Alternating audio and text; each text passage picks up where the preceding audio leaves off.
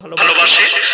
রিওয়ায়াতে আছে কিয়ামতের দিনে ইব্রাহিম নবী আল্লাহর কাছে অনুরোধ করবেন, আল্লাহ আমি আপনার কাছে আমার আব্বাজানের জন্য একটু অনুরোধ করতে চাই। আল্লাহ বলবে তুমি তোমার দুটো পায়ের মধ্যখানে লক্ষ্য করো। রিওয়ায়াতে আছে ইব্রাহিম নবীর পা বীর্য আকারে রক্ততে লুটোপুটি খাবেন কিয়ামতের দিনে, কিন্তু অনুরোধ রাখা হবে না। কেন?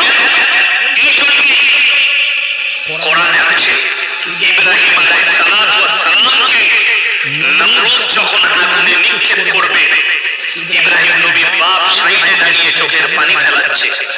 একদিকে ইব্রাহিম নবীর চোখে পানি, একদিকে ইব্রাহিম নবীর বাপের চোখে পানি।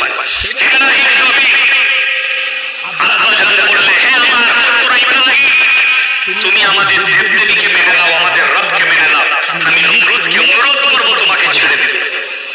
ইব্রাহিম নবী চোখের পানি ফেলে